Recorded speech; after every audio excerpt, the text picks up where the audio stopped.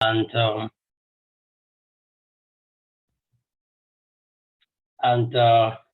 it is a pleasure to be with you. I will share the material after our conversation.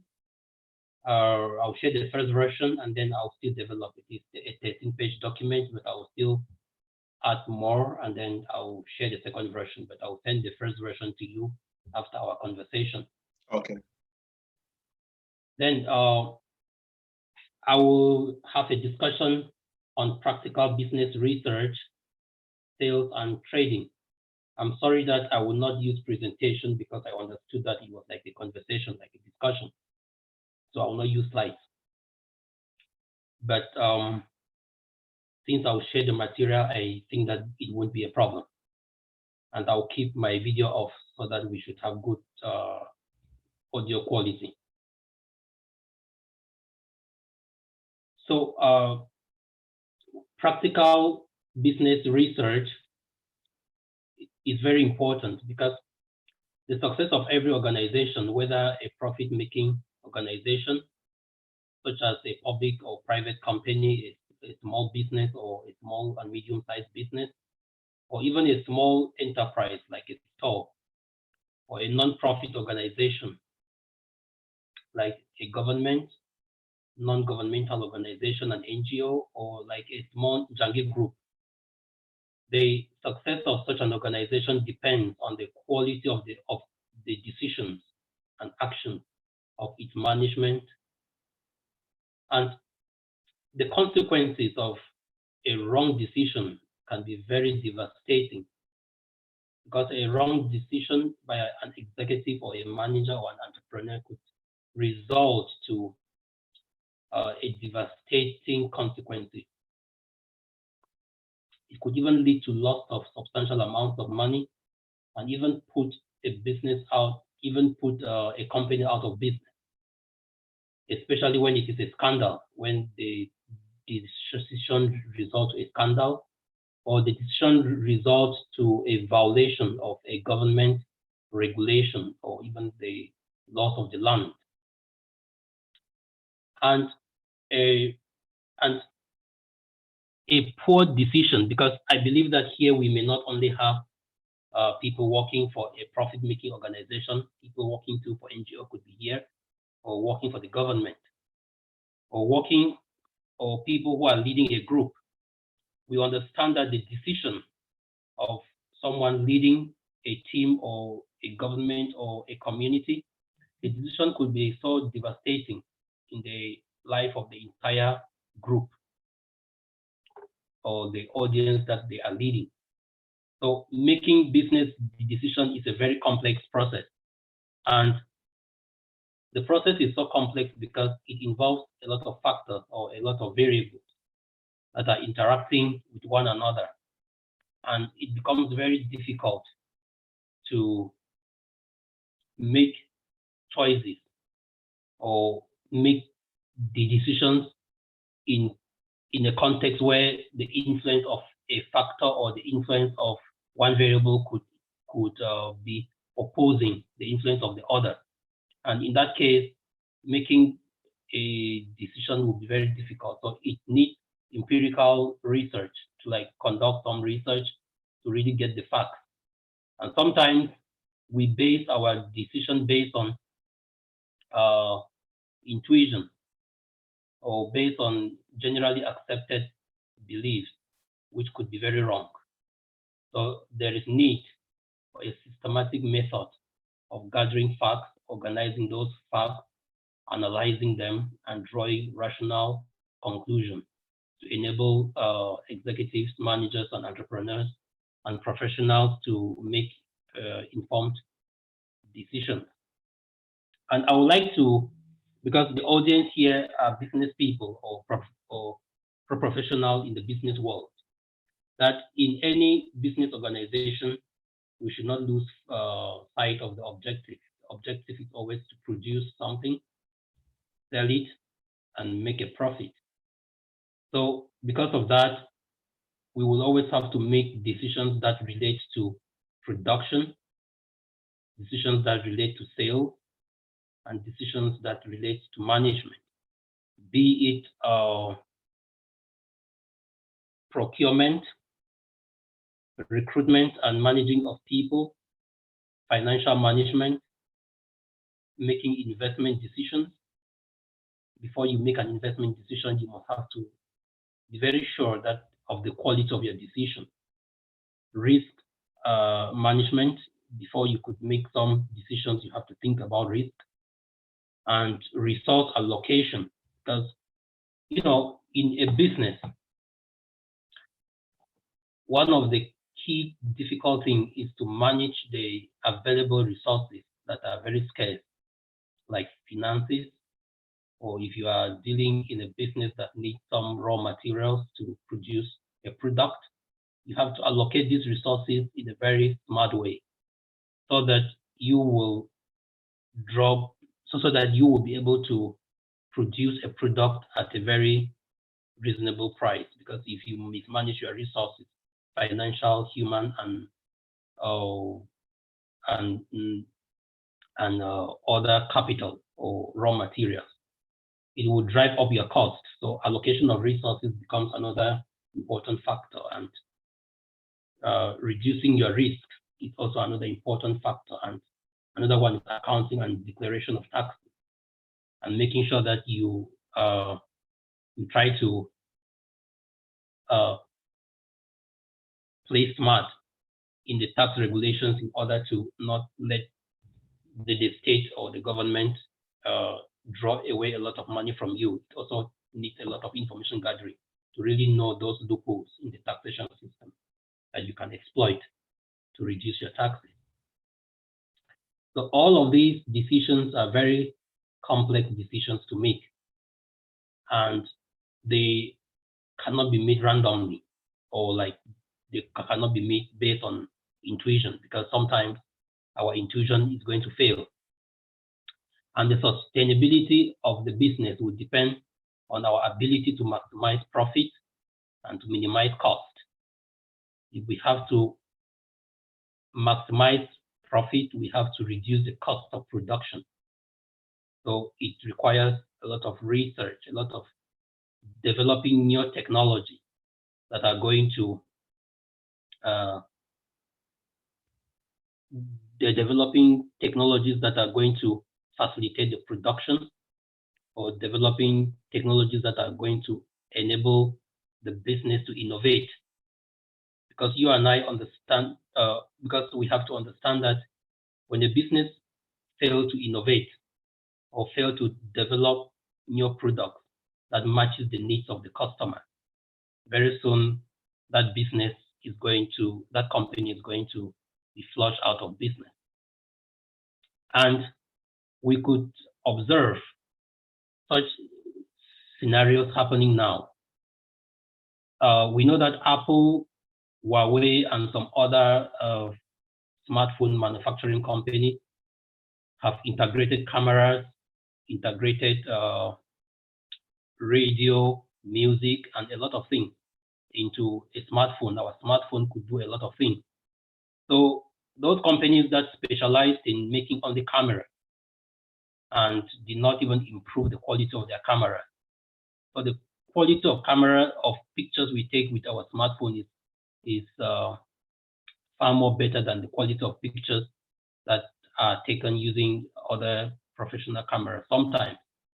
So some of those camera manufacturers that could not update their technologies, that could not make research in order to catch up with the changing time, have been flushed out of the market, and some electronic manufacturers have been flushed out of the market. Even when you look at those who are dealing in the cassette rental business, a lot of them have been flushed out of the market with the advent of video streaming in YouTube, Netflix, and other streaming platforms. So the research and development department of a company is very important. And sometimes it is a problem, especially in developing countries or in emerging markets, that a lot of companies don't really have research and development department, or don't even give a thought about it. So that is why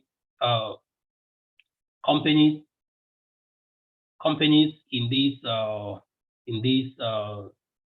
regions have been lagging behind in terms of bringing out new products that could compete and place them at a good position to compete with products from the developed markets like the United States, Japan, China, Germany, and England.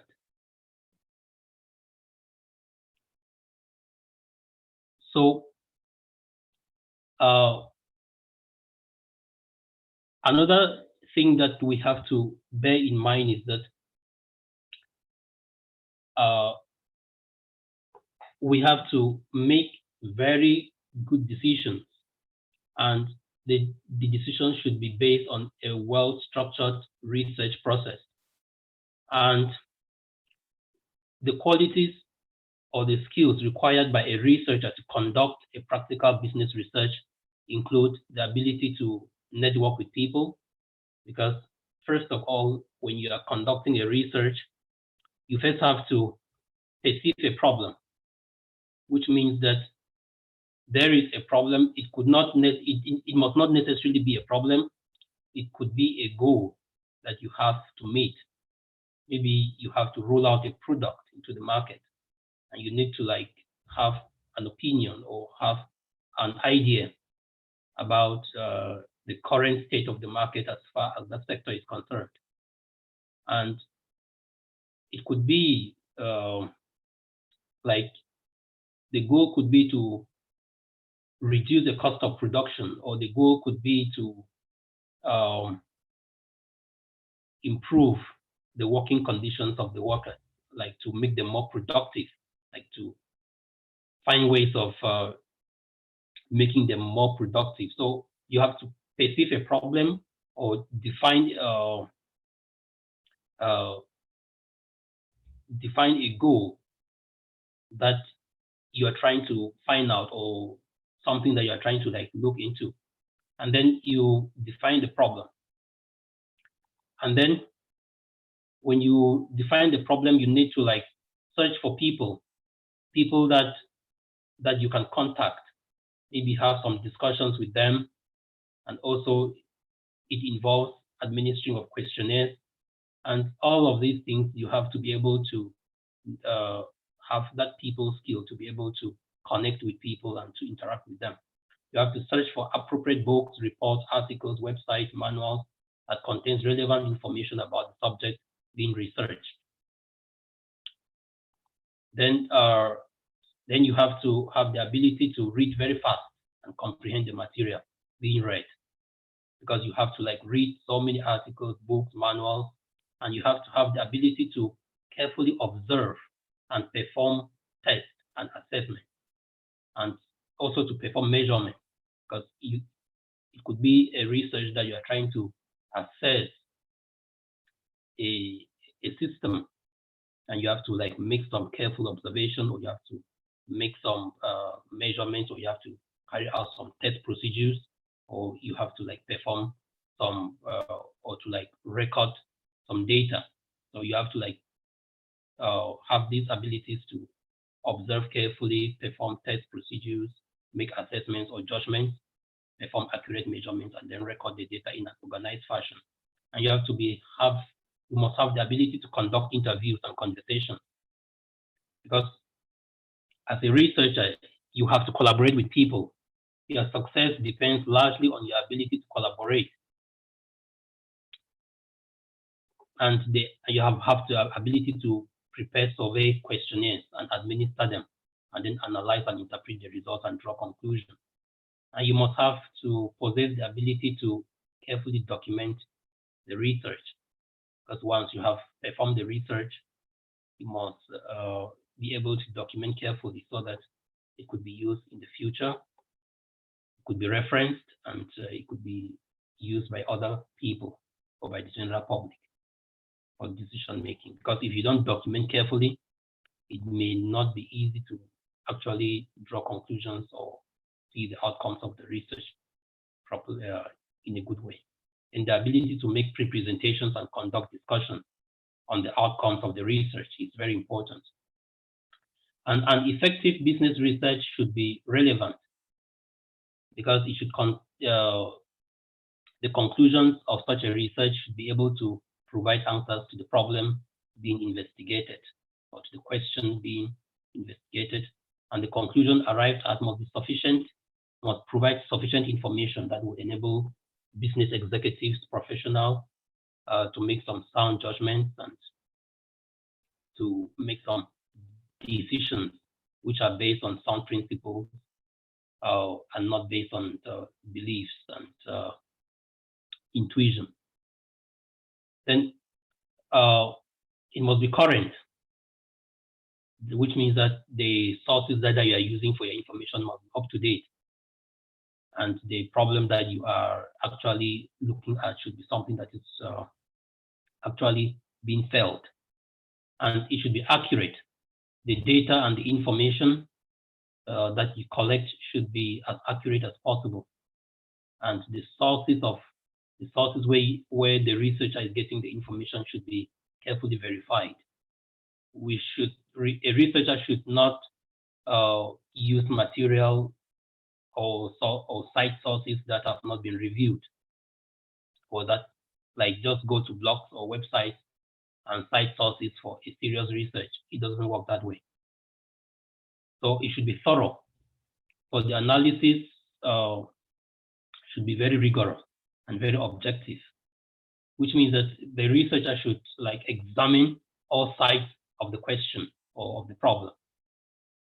And the researcher should be very careful not to be biased, because a lot of research out there is biased, because depending on who is having influence on the outcomes of the research could be biased.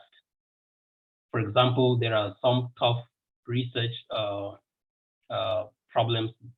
They are not really tough, but just that there are divergent opinions or preconceived visions that makes it very hard to have a rigorous, like to have a rigorous analysis of such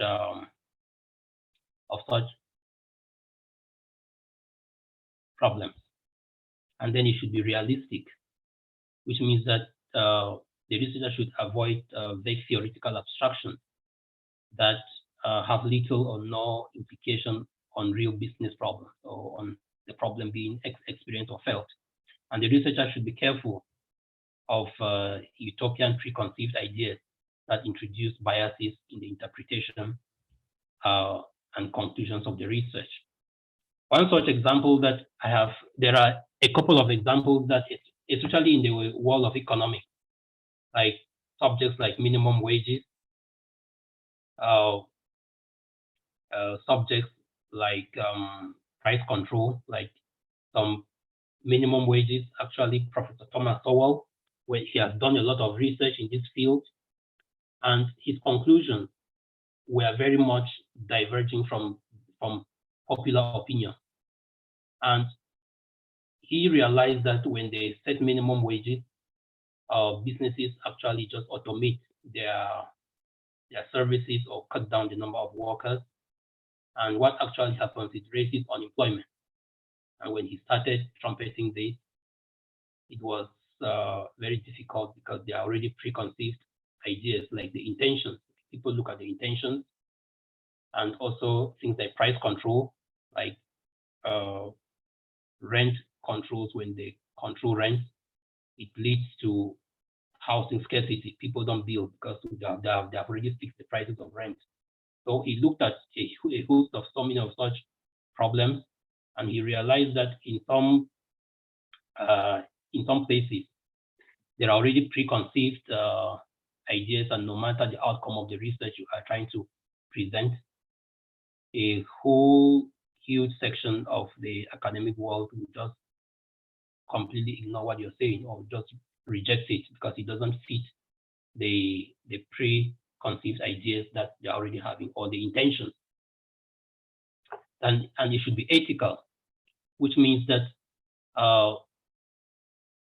the data and information gathering should be conducted ethically and lawfully without infringing on the rights of other or violating the regulations of the state. So, especially when it comes to data privacy.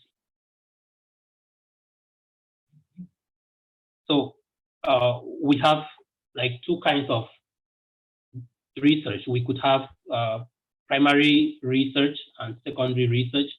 And in primary research, it involves the collection or the gathering of raw data and information from maybe clients, employees, customers, other businesses, and a targeted audience, and then analyze the data and then draw some conclusions. And it has some steps which involve like direct observation, surveys, site visits, interviews, working sessions, conducting working sessions to have the information. I will just rush through so that I think I will send the document so that we should have more time for conversation. Then we have secondary research that involves collecting, like not collecting raw data, but visiting secondary sources like books, articles, magazines, handbook, manuals, and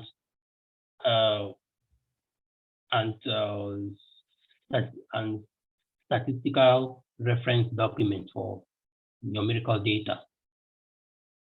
Just like maybe in Cameroon, you can go to the Institute of Statistics and get some data maybe about unemployment or about some population statistics. And it involves gathering of relevant documents. You could maybe visit websites or do some searches, visit some databases, some libraries, archives, and to get secondary data. Then when you have to evaluate your sources very well before you can use them. And you have to prepare, and you can prepare a bibliography. Prepare a bibliography like a list of references, like a list of references of the materials that you intend to use to go through. Then you read the document. Like you must be a very good, effective, and fast reader, because sometimes you may need to read hundreds of documents. And then as you are reading, you have to be very good at recording. Like as you are reading, you have to summarize key information that is interesting and related to the problem being researched, and to effectively take notes or record relevant information. The researcher could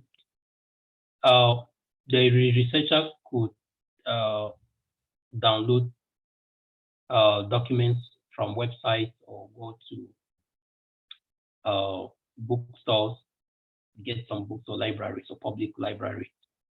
And then in recording, it should be very important to record relevant materials as you are reading.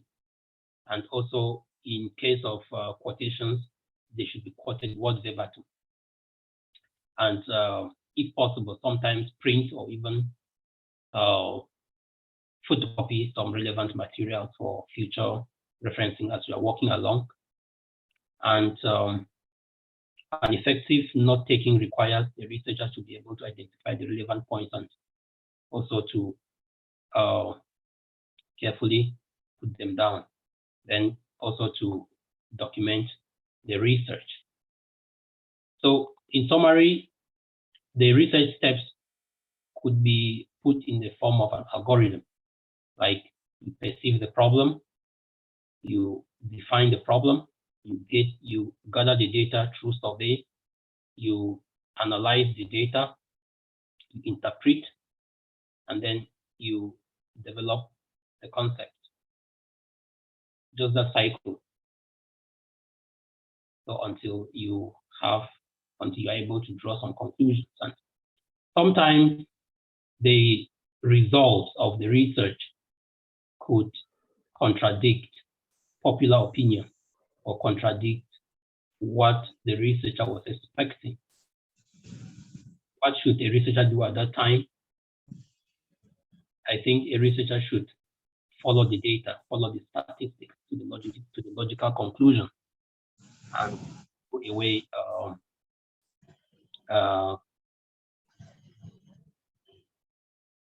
opinions and intuition and follow the data. Or sometimes the researcher should review the methodology because he or she could be wrong. And sometimes the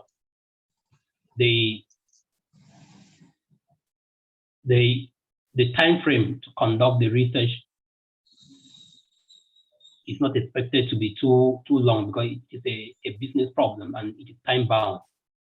So we don't expect to follow these discussions as we have, but as long as when a researcher engages in this kind of activity, he can always find a way of adapting and developing his methodology. There is no fixed research methodology, but what is more important is that it should be very rigorous. It should be something that an independent person can replicate and get the same conclusion. If not, it's not a good research. And after the research now is implementation. And that is where it is very important, like to draw conclusions that are very reasonable and very rational. Okay, this is all about the research part, but we know that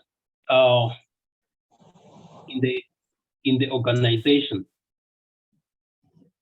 sales is very important. So I will just discuss some things about sales, but the discussion that we have had on the research part, I think that I will still send you the document and I will still improve the document and add more information, add more discussions. I'll move to sales. And one of the key things that I will say is that if there is one skill that I would recommend for everybody, regardless of your profession, regardless of your position in the organization, is sales. Because we are all salespeople. We are selling either ideas, maybe selling a product, maybe selling a service, but at the end, we are trying to sell something. As an employee, we are selling a skill. We are trying to give some value to the employer, to sell some value to the employer. We were trying to sell our ability to deliver. And also as a leader, the way you sell your ideas will determine how the followers or your collaborators are going to receive or buy the idea. I remember Zig Ziglar, he once said that, not Zig Ziglar, Charles Nightingale, he once said that one day he was delivering a talk. You will also press donuts. And after it, a young man just came to him and said, okay, Mr. L, what you said, it really makes sense, but I don't buy it. Which means that even as a public speaking person, you are coming with a set of ideas and philosophy, and you need to sell it to your audience. And if a business develops very wonderful product and it cannot sell it, that product is worthless. Because I remember the great painter, Vincent van Gogh. He was one of the greatest painters that the world ever had. But during his lifetime, he painted more than 2,000 paintings. But he sold just one because he wasn't a good salesperson. And after he died, the wife of his brother sold his painting, and just one of his painting has sold $82.2 million. Just one of his paintings. So the most expensive his paintings are among the top 4 of his paintings are among the top 30 most expensive paintings in the world. But here is a man who died a poor man. He was living off his brother who was who was so kind to him, but he was very skillful. So we have a lot of talent, we have a lot of skill, but sometimes we are so poor in doing the marketing and the sales. And regardless of what talent we have, or what skill we have, or what product we have, or what service we have to offer, if we cannot sell it to an audience or sell it to the target customer, then it is just a waste of time. It's just like that kind of skill or talent or product or service is like a golden ring in the nose of a pig, and it serves no purpose. Because at the end, what we are interested in is how many sales have been made, and is the cost of sales low enough that we are making some profit after the sales, and we're having good profit margins that can cover the cost of production and also raise money to pay the loans that the company have taken, and also having some money to pay to shareholders. Because one bad idea is to buy a business that cannot generate dividends for the shareholders. It's a very bad business. And good investors like Warren Buffett, when they are buying businesses, they are always looking at the ability of that business to be sustainable. And how do you know that a business will be sustainable? It's about the sales.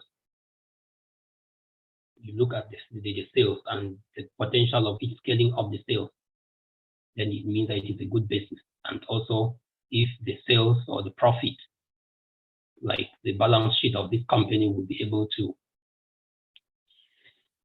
cover the cost of running the business, and also to pay off the loans or pay off the bonds that the business have given out, and also have something to pay out to the shareholder. Excuse.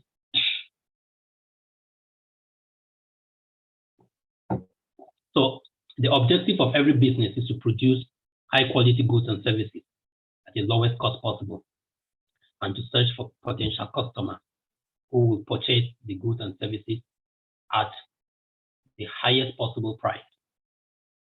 And a company may be very innovative and and produce a massive amount of products at a very cheap cost, but still not able to sell those products. So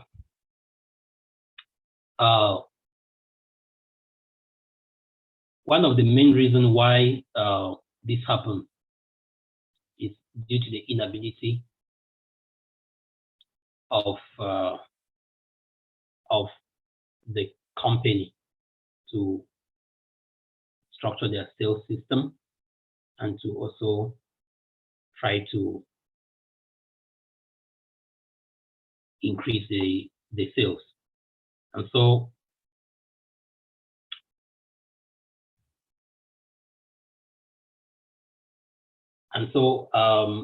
what I will say is that we should try to take sales seriously.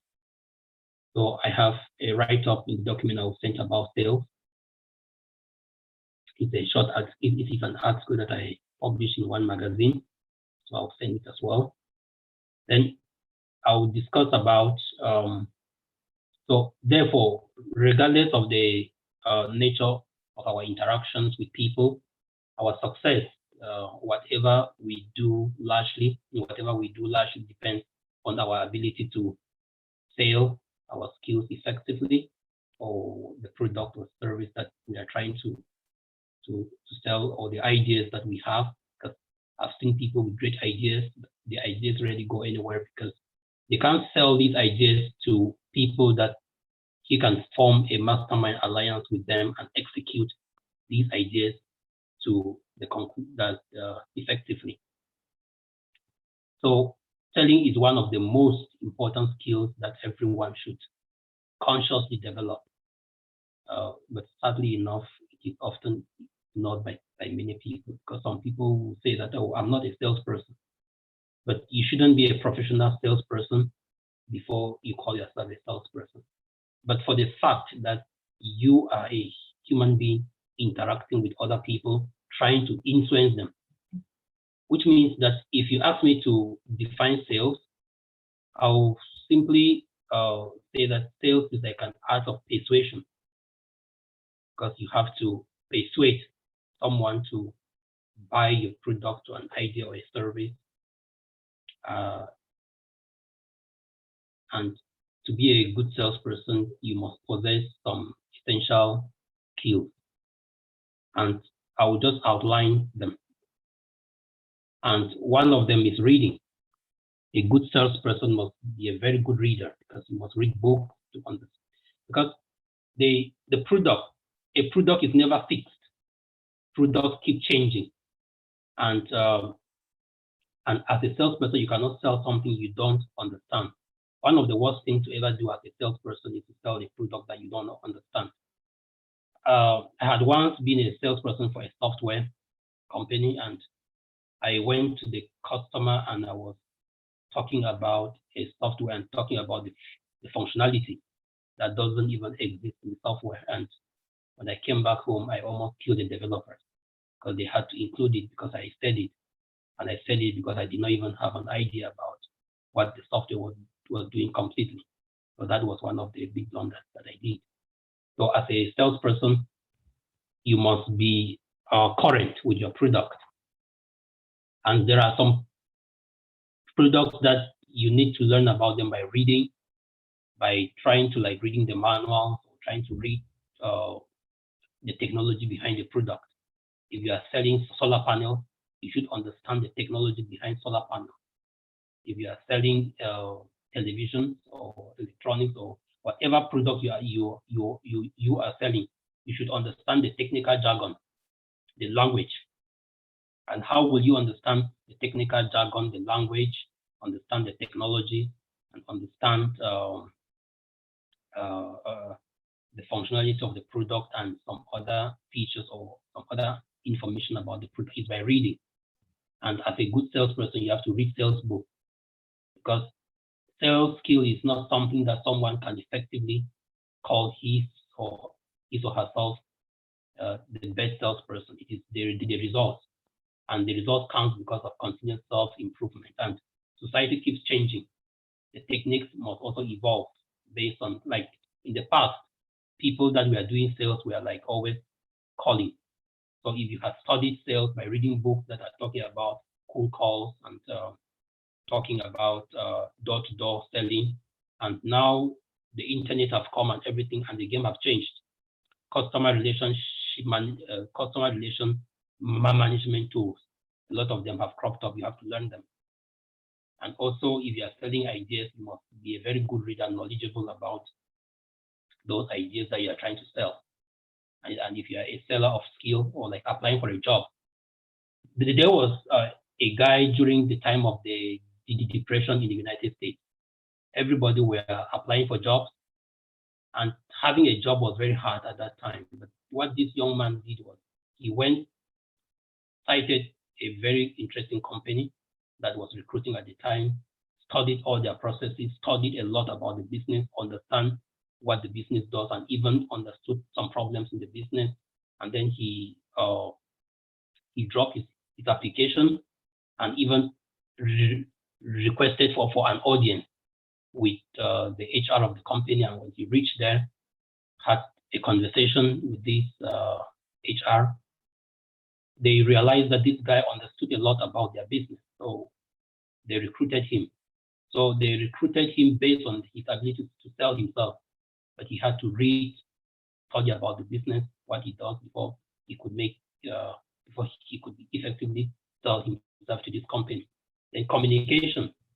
As a salesperson, you must be very effective in communication, like speaking, listening, and writing. Speaking, don't speak too much, because as a salesperson, sometimes we may speak too much and fail to listen to the pain of the customer. But it is the pain of the customer that matters, and sometimes that's why teachers sometimes are not very good salespeople, because they talk a lot. They could just bore the customer with talking and never listen to what the customer really wants. Because their customers are students. So sometimes they will talk a lot and never listen to the problem of the student or the pain that the student has or the challenges that the student is actually facing. And at the end, they are not effective in selling knowledge to these students. And so we must be very good at communication, speaking, which means that we must be very effective at speaking. You should be able to speak like Mr. Jamni Joybe. He's such a wonderful speaker and speak in a very clear, concise, and effective manner. And you should be able to be a very good listener. When it is your time to talk, and when it's your time to listen, you listen effectively and take notes. You can use a jotter or a spiral notebook to really note down the main problem or the pain of the customer. Because if you are able to hit that pain and solve it, the customer is happy when he gets the product.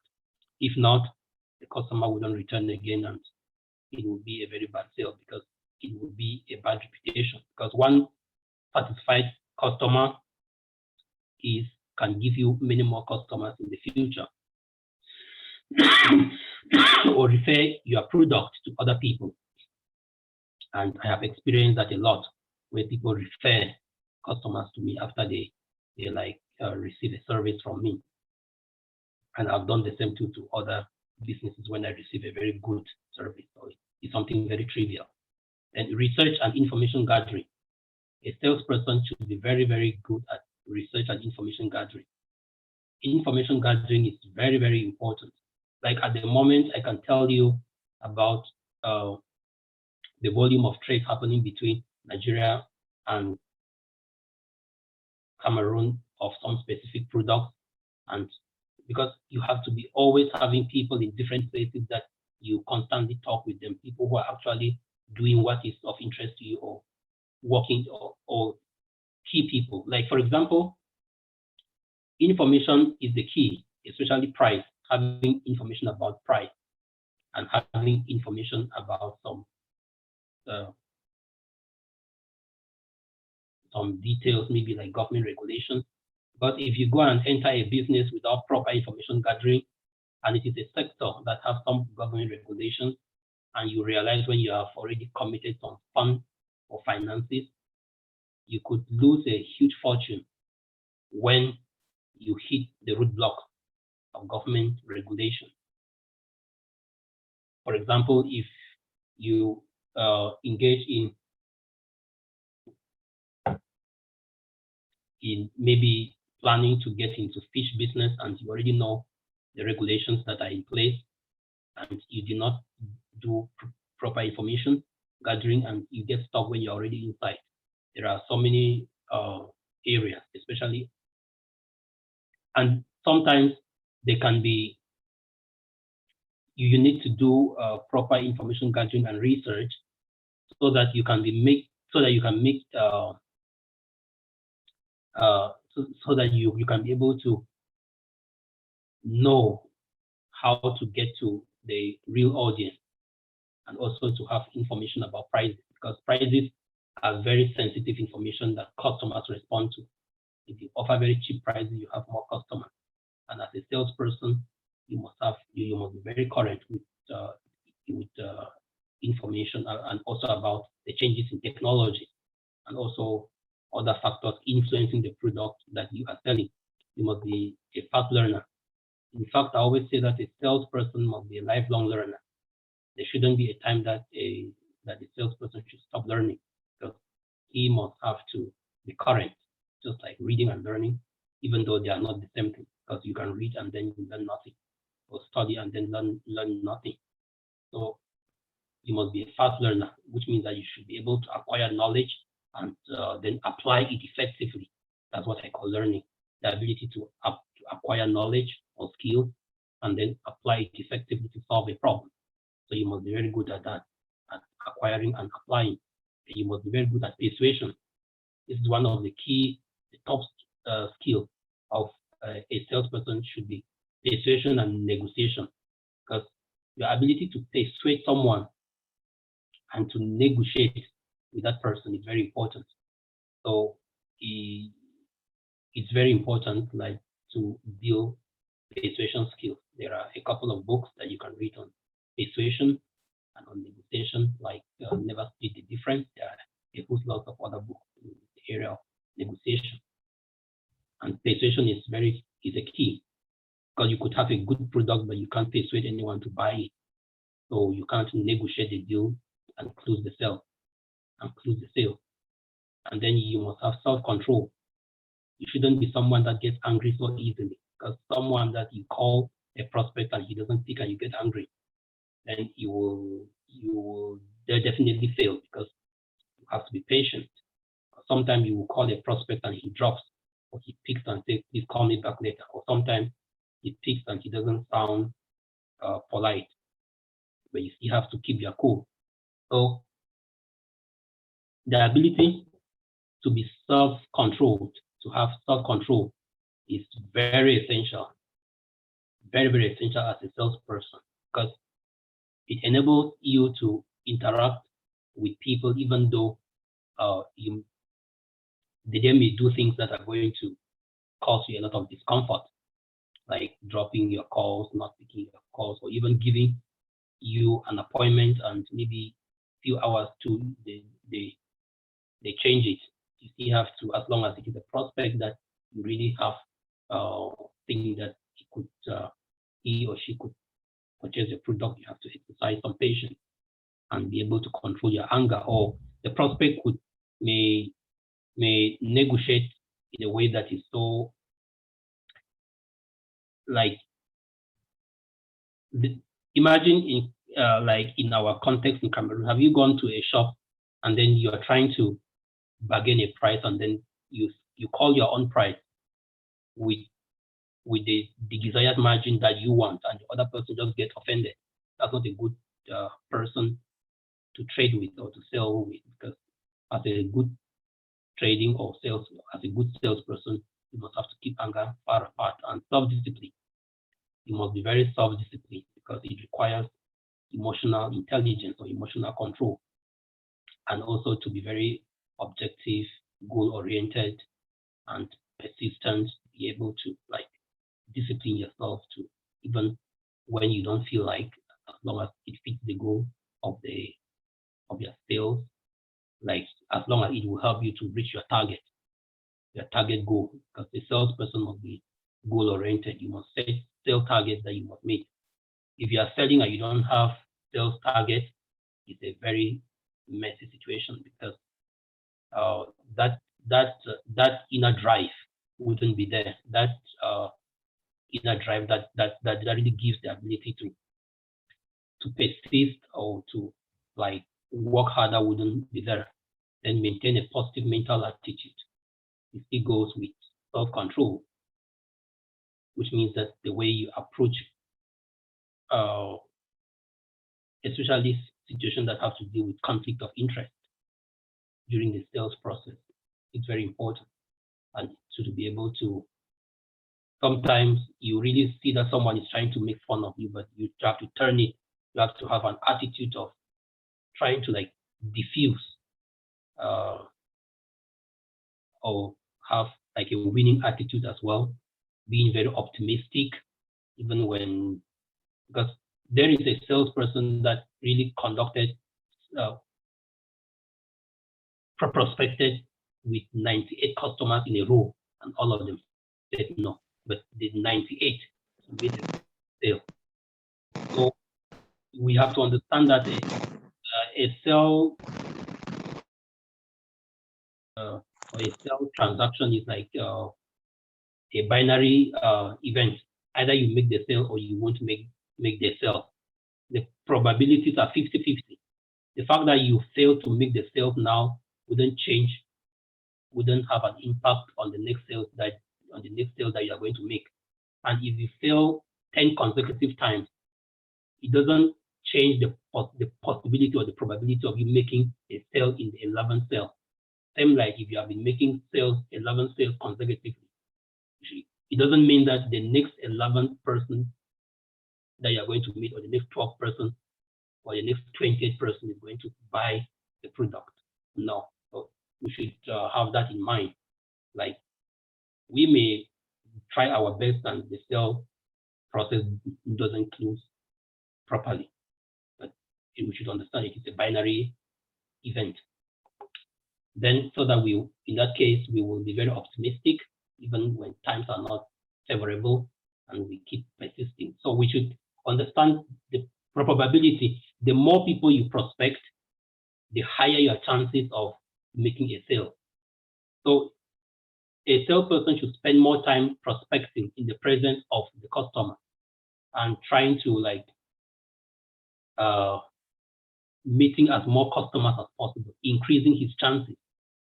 So if you limit your chances to a very small audience, your sales volume will be small. So you have to prospect more, meet more potential customers, and reach a vast amount of target customers.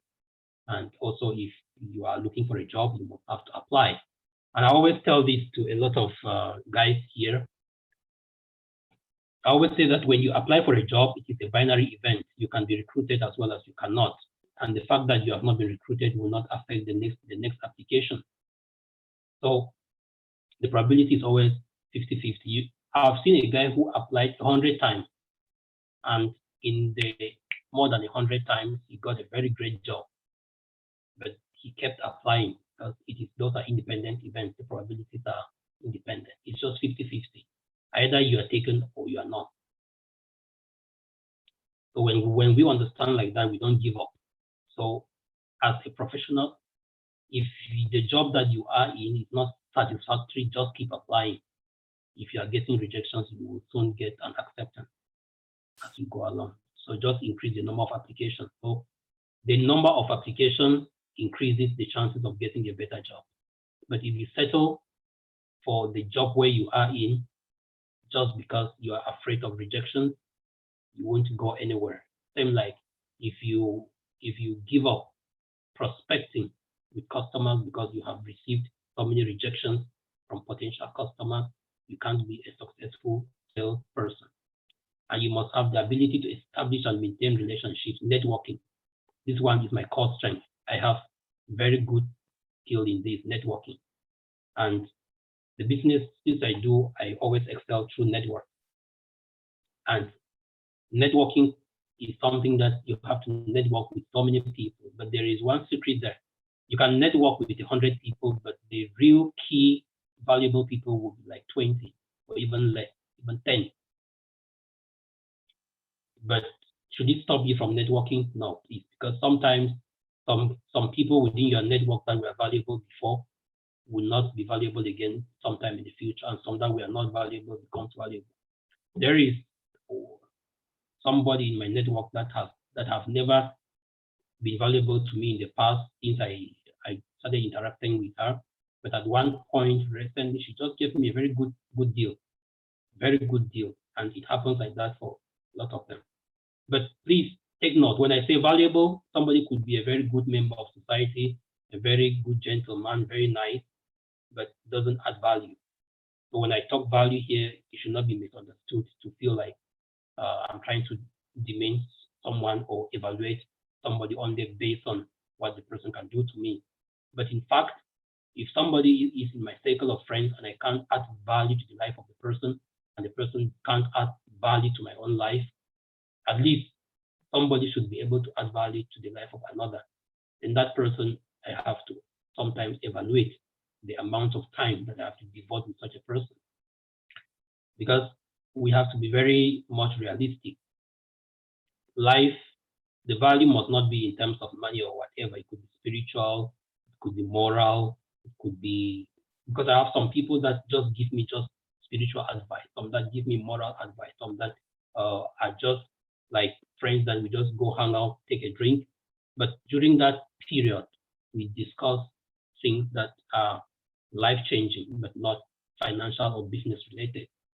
But at least the person should add value. So networking is very important.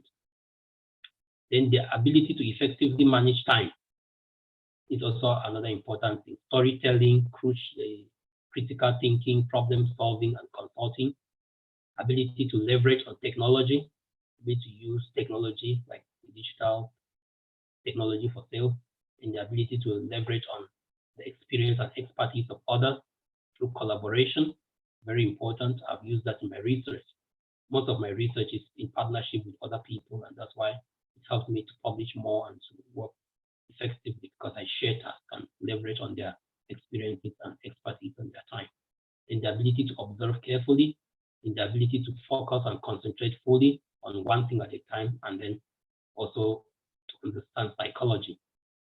Then I will just outline some key subjects, like rapidly, some key subjects and concepts that are very most important. If somebody, I will not talk about trading because we are running out of time, but we can discuss it during our panel or question and answer sessions. We can talk about it, or we can move it to a different session if possible. So, but there are some key qualities required to strive in business, in the business of selling.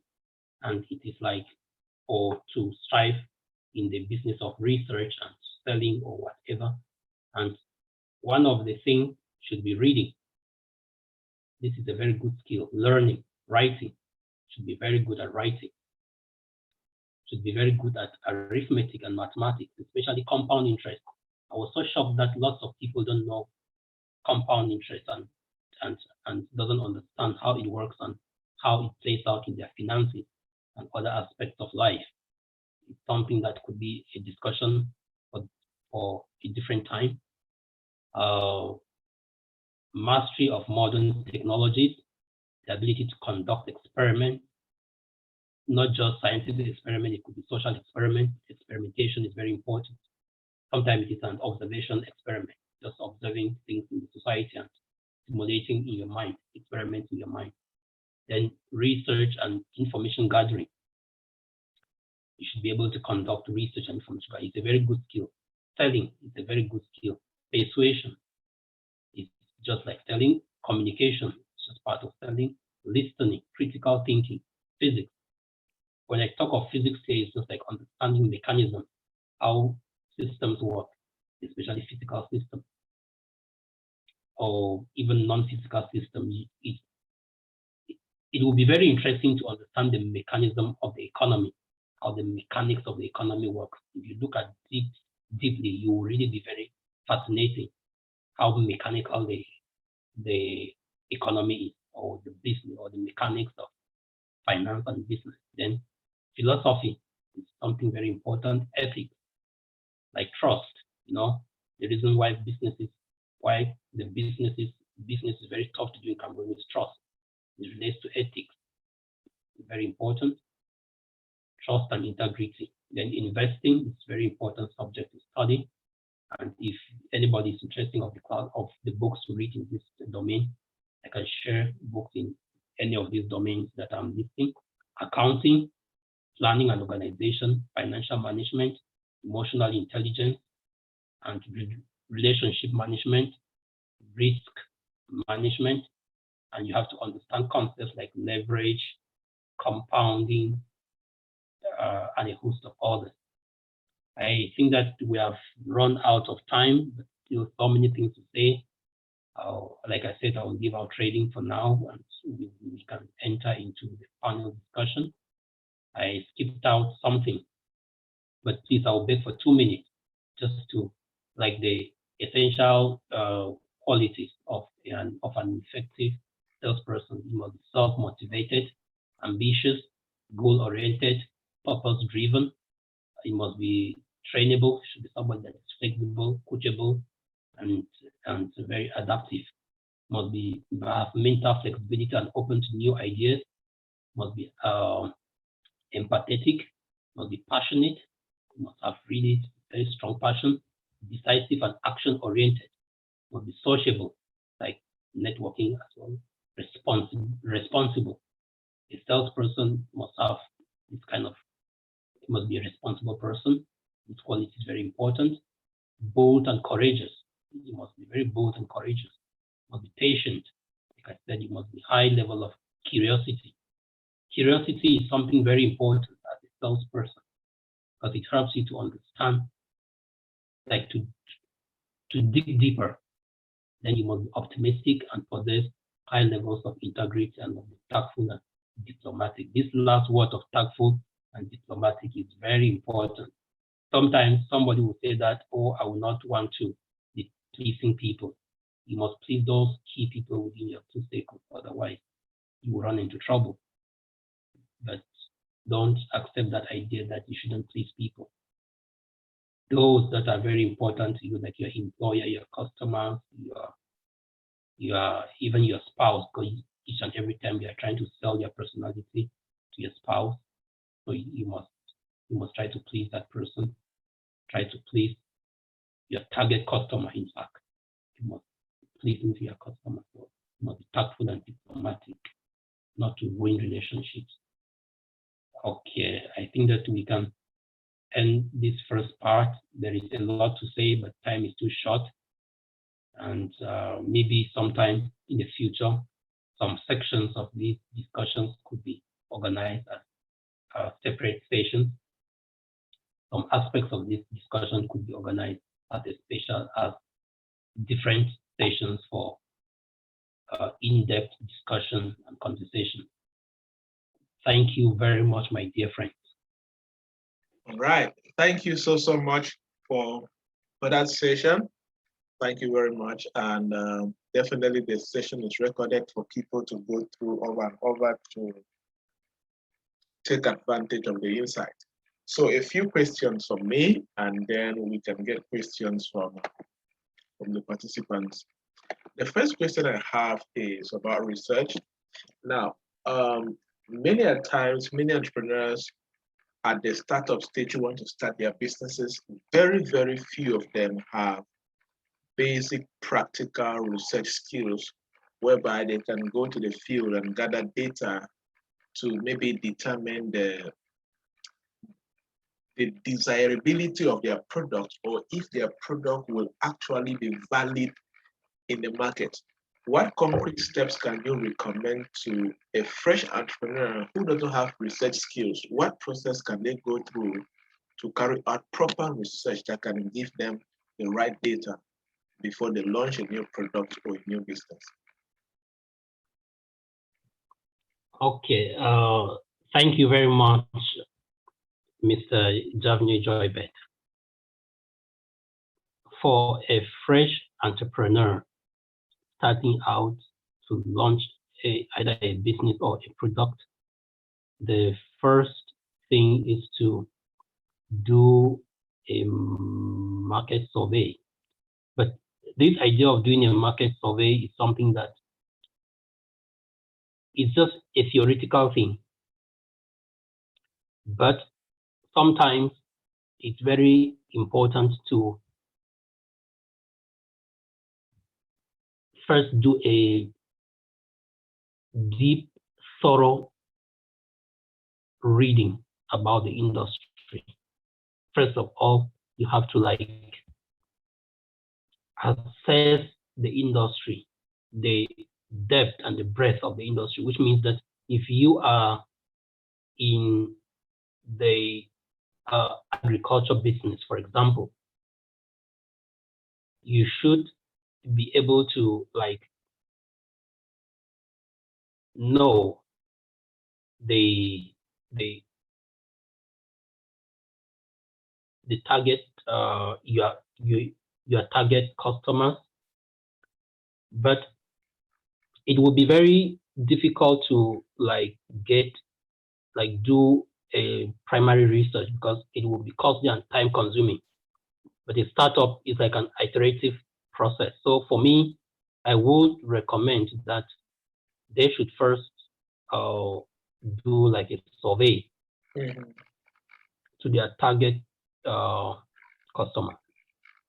After they do the survey, they should look at the feedback from their target customer, what they really expect, what the customers really need, what the customers really expect, or the real problem of the customer. They can be able to identify through such a survey. And they should also read documents to know the size of the industry. For example, someone entering into the agriculture industry should know that the population of Africa has more than tripled since the late 1980s to about up till now. It has almost tripled. And that of Cameroon from around the early 2000s till now has almost doubled. So he knows that he has a vast market to supply to. And also he should know that, okay, like the food and agriculture industry by 2035 will be about $1 billion. It gives you some information.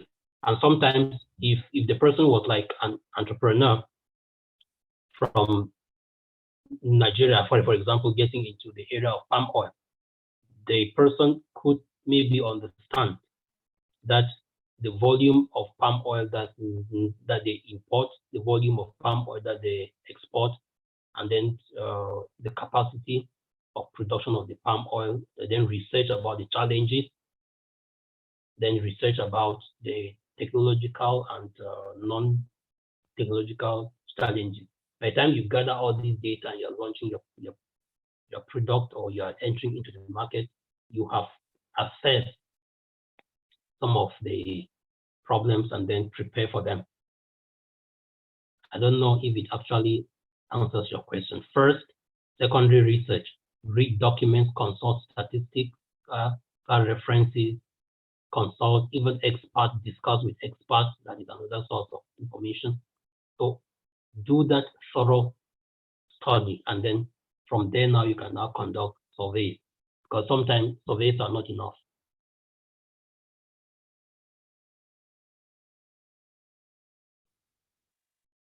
Okay, thank you so much. Thank you. So let's talk about survey a bit, because working with entrepreneurs, I always find that they have a challenge of carrying out proper surveys.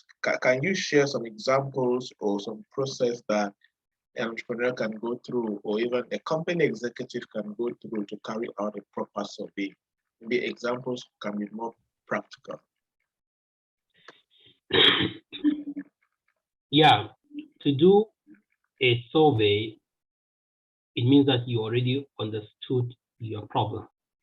You have at least read documents and have understood some of the theories and principles and variables that are actually impacting that decision or that question or that problem that is being investigated. So in that case, you can then prepare a questionnaire. A questionnaire is like, you are trying to like imagine, like things you have already done your background studies, you like already have an idea of what you're trying to do. You already have a hypothesis. So you're trying to prepare some questionnaires that will enable you to gather as much relevant data as possible. So with that data now, that's with the questionnaire now, you can then administer them. You can administer them either manually by like trying to like identify your target audience.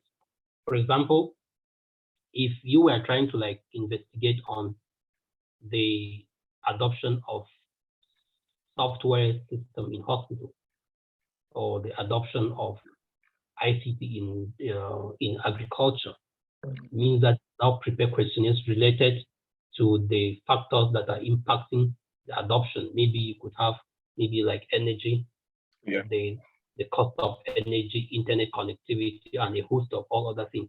Then you now develop questions that are going to enable you to collect information about this, maybe about government regulations, maybe about aversion. You know that there is some aversion when it comes to adoption of technology, maybe by the management of the business. They are afraid of training, they are afraid of learning new system and processes, or they're afraid of the risk. So you ask questions relating to the problem, and then now you then administer the question. Then you then identify your target audience, and then you administer the questionnaires to them physically. So you have to do some sampling, like, because you don't just go pick people in the group and then you give them. And that's what a lot of students from our universities, they can just come and meet us a group of people and just just give questionnaires to all of us sitting there to fill. So you have to do some sampling. And when you do some sampling now, then you can then administer the question either physically by trying to like let the person ask the person questions and you respond and you fill it yourself, especially for people who are not knowledgeable or literate enough to fill the questionnaires. Or if there are people literate and your target audience, one problem in research is that people go and administer questionnaires to people that have very little knowledge. Take, for example, if you are trying to check why, to like investigate on the reasons why Internet of Things adoption is very low in maybe Central African sub-region. And then you go and you're administering the questionnaires to people that have never even heard about Internet of Things. It means that the data is already useless. So you have to like identify the proper audience, administer the questionnaires, maybe physically or online survey, but online surveys do have their own limitations. Because sometimes online surveys are filled by people that have very little background information on what they are filling. And you can't, and there's no way you can detect it. But physically, if I'm administering a questionnaire to someone and the person doesn't know what he or she's talking about, especially for questionnaires that are not open-ended, where you are just choosing, where they give you a set of questions and you are choosing. Some people just do random choosing. But if it is a physical questionnaire, you will detect it. But online, you don't know, because somebody will just choose what he or she wants and submit. And so the data is already biased. Awesome. All right, thank you so much. Yes, questions from the executives. Any question, you can raise up your hand and I can call you up and you ask your question, or you leave it in the chat box. I see a hand up. Yes, Donald, go ahead. All right. Good evening, sir. Good evening, everyone. Thanks very much for this session. I have a question regarding research. Based on your profile, you seem to be more computer-driven. I want to find out what is the place of BI and its related tools in research. Please, can you repeat the question? What is the role of BI and its related tools in research, like business intelligence? Yeah, I understand what you mean. What is the role of business intelligence when as related to research? Yes, what is its role and its related tools, in association to business research? And in this context, when you say business intelligence, what exactly do you refer to? I think that's the question. Anyway, in some way, that what role or maybe how can maybe like business intelligence tools, how can that really help us better in our research? It's a concept that I really don't know much about, but okay, so what you mean is like data analysis and data science, right? How you can exploit these tools. Yeah, I think it's more driven in data science. I got the tool, but I don't really have an adept understanding it. But a friend just mentioned to me in passing that it's great. It's very great in research finding and stuff like that. So yeah, reading your profile, I realized that you are more computer driven. So you may maybe kind of try to enlighten me more on that. If I will try to answer the question based on the way I understood it, because you know that our businesses generate tremendous amount of data, because my discussion did not go into this kind of data. And it is a very interesting part because banks and big businesses, the data that they collect from us is enormous, whether from the online shopping platforms to like using the ATMs. They collect a lot of data from us, and even sometimes the inventory that they register of the sales and purchases, and the data generated by businesses on a daily basis is very huge.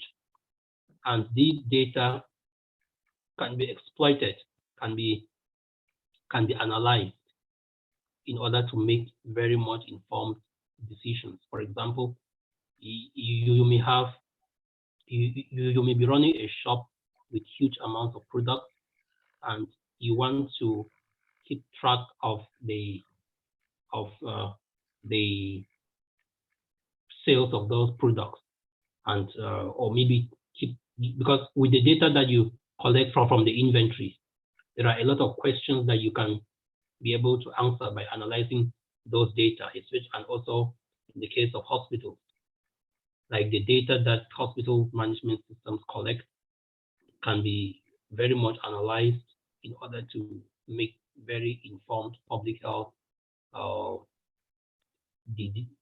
decisions. So machine learning and data science are really very good domain. I mean, in basic sense, let me just say, simplify it. Statistical analysis and machine learning are very good tools that can be able to help businesses to use computer softwares, data analysis softwares, to mine information out of the data that they collect on a daily basis. So with that, that is because business intelligence, in my own understanding, is just like using all these tools to really mine a lot of data to make informed business decisions. Are we on the same page? Yeah, I think that's what I'm trying to find out. Yeah, because normally, like now in Cameroon, I know some young people that are having a startup. They are building this point of sales softwares and other softwares for these ERP softwares, and they incorporate a lot of AI stuff and data analysis, so that the data that is being collected should be analyzed, should be mined, so that the company can be able to get a lot of information from this data to make high quality decisions.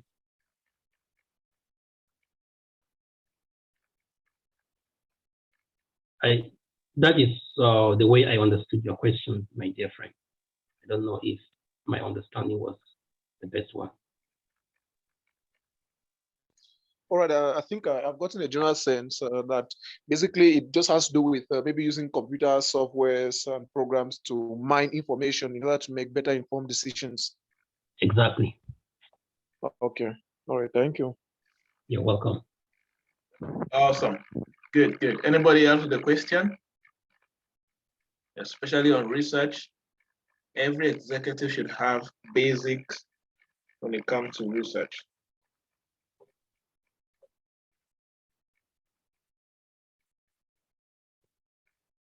Okay, if there's no question, we'd like to call on Boris to give closing remarks and appreciate our guest speaker.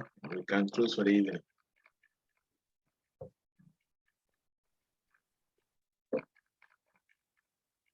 Good evening. Good evening. Yes. Thank you, Mr. Kuban. Thank you.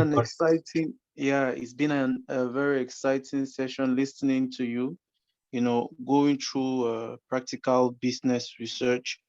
You highlighted the good characteristics which should be upheld by any business researcher. You went through developing good people skills, developing interviewing skills, have a good analytic base.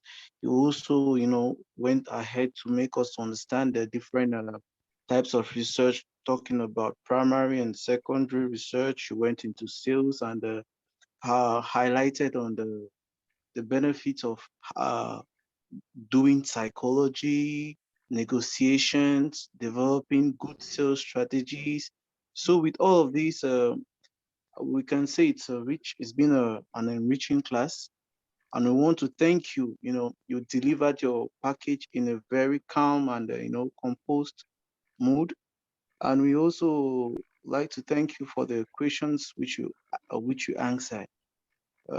One way or the other, we know that if other questions should come up in our minds, you are not and you will never be far from us. Are we certain on that? Yes, I will leave my contact for any member of our audience who wants to reach out to me, even on a personal level. I'm very open to conversations. Okay, And thank you very if I'm invited anytime soon, especially to discuss trading, I will really readily come so that we discuss commodity trading, stocks trading, and some other. Thank you. Mhm. Thank you very much for that availability for the promise. I'm sure many people here will hold you on that. And since the field itself is a day-to-day need in business, most of us will be channeling our roots back to you. So in general, I want to, on behalf of every student here present and every student for this batch certified mini MBA program, I come to say thank you very much. And we pray, because I think I'm a believer. I don't know about you, but I pray God the Yeah, I good am a believer full time. yeah, I pray Mhm. the good God will bless your every endeavor. He will give you divine pursuits in all. He will set divine pursuits, divine order in all of your pursuits. So thank you very much, and have a great time in everything you do. Thank you. Thank you very much, Boris. I'm very grateful.